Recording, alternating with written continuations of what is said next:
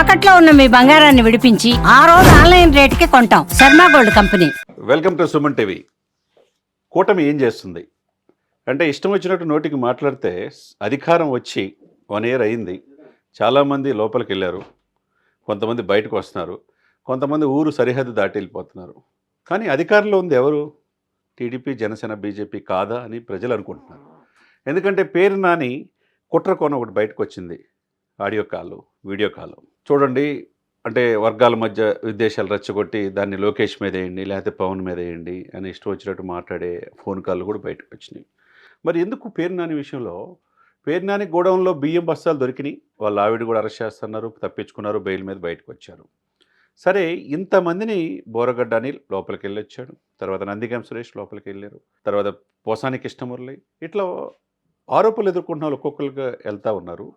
చెవిరెడ్డి గారు, తర్వాత కాకాని గోవర్ధన్ రెడ్డి, ఇంకా చాలామంది ఎలిగేషన్స్ వస్తున్న వాళ్ళని వాళ్ళు విచారణ చేస్తున్నారు, ఒకరి తర్వాత ఒకరు వెళ్తారు. కానీ పేరు నాని విషయంలో ఇష్టం వచ్చినట్టు వ్యవహరిస్తా అటు పవన్ కళ్యాణ్ గారి పట్ల కావచ్చు, చిరంజీవి గారి పట్ల కావచ్చు, తర్వాత లేకపోతే మీ అన్న లేకపోతే నువ్వు ఎక్కడ ఉన్నావని విమర్శించాడు. ఇప్పుడు ఇష్టం వచ్చినట్టు పవన్ కళ్యాణ్ గారిని విమర్శించాడు. నువ్వెంత అనే పదాలు కూడా ఏకవచనంతో సంబోధిస్తున్నారు.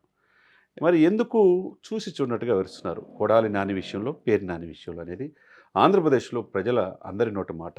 కూటమిలో ఉంది ఎవరు? వైసీపీ కాదు కదా, అధికారంలో ఉంది, కూటమి ప్రభుత్వం కదా. ఎందుకు పేరు నాని విషయంలో చర్యలు తీసుకోలేకపోతున్నారు అనేది అందరి నోట మాట.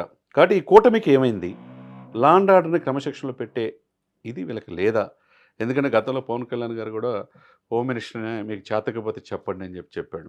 కాకినాడ పోర్టు కేంద్రంగా అక్రమాలు జరుగుతుంటే ఎందుకు అని నిలదీసిన వ్యక్తి, సీజ్ ద షిప్ అన్న వ్యక్తి. ఒక్కసారిగా దేశ రాజకీయాల్లో ఆ విధంగా స్వపక్షమైన విపక్షమైన పవన్ కళ్యాణ్ గారు ప్రశ్నిస్తున్నారు. అదే సమయంలో లా అండ్ ఆర్డర్ ఎవరి చేతిలో ఉంది? చంద్రబాబు నాయుడు గారి చేతిలో ఉంది. మొత్తం మిగతా పోలీస్ రిక్రూట్మెంట్స్ అంతా, ట్రాన్స్ఫర్స్ అంతా కూడా లోకేష్ గారి కనుసనలో జరుగుతుందని అంటున్నారు.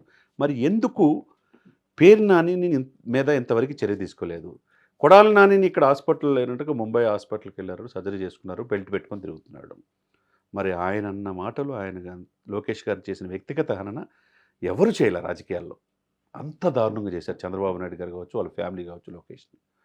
మరి అటువంటి మరి గుడివాడ కొడాలి నాని మీద చర్యలేయి, లేకపోతే ఇంకా విద్వేషాలు రెచ్చగొట్టి వర్గాలు కులాల మధ్య విద్వేషాలు రెచ్చగొట్టి ఇదంతా కూటమి మీద వేయండి, బురజల్లండి అని చెప్పి ఫోన్ కాల్లో కూడా లీకేజ్ వస్తూ ఉంటే, బయటపడతా ఉంటే ఎందుకు చర్యలు తీసుకోలేకపోతున్నారు అంటున్నారు. 2వ సంవత్సరం కూడా పూర్తయితే చర్య తీసుకుంటారా, లేకపోతే ఇప్పుడైనా చర్య తీసుకుంటారనేది మీడియాలో అందరూ చెప్తున్న మాట, విఘ్నులు చెప్తున్న మాట.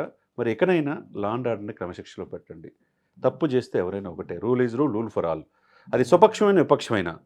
నిన్నగాక మన చర్యలు తీసుకున్నారు జనసేన, అదేవిధంగా టీడీపీ కూడా తీసుకోవాలి కదా. మరి కూటమిని చక్కగా సఖ్యతగా దాదాపు 15 సంవత్సరాలు నడుస్తున్నాం, నేనున్నగా జగన్మోహన్ రెడ్డి గారు రానివ్వను అన్నాడు. రఫా అంటే కుదరదు, గొంతుకులు కోసుకుంటా ఉంటే కుదరదు, ఇది ప్రజాస్వామ్యం అని చెప్పేసి పవన్ కళ్యాణ్ గారు చెప్తున్నప్పుడు అదే మాటని చంద్రబాబు నాయుడు గారు చెప్పాల్సిన అవసరం ఉందా లేదని జనం ప్రశ్నిస్తున్నమాట. అంటే కూటమి ధర్మం ప్రకారం, మిత్ర ధర్మం ప్రకారం ఎవరైతే కూటమిని వ్యతిరేకించి ఇష్టం వచ్చినట్టు మాట్లాడితే, ఎవిడెన్స్ దొరికితే ఇమ్మీడియట్గా చట్టప్రకారం చర్యలు తీసుకుంటే ఇంకొకరు మాట్లాడడానికి అవకాశం ఉండదు, ఇంకొకరు వ్యక్తిగత దోషం చేయడానికి అవకాశం ఉండదు అనేది జనం చెప్తున్నమాట. మరి కూటమి ఏం చేస్తుందో వేచి చూడాలి. సుమన్ టీవీలో మీ పర్సనల్ అండ్ బిజినెస్ ప్రమోషన్స్ కోసం కింది నెంబర్కి కాంటాక్ట్ చేయండి.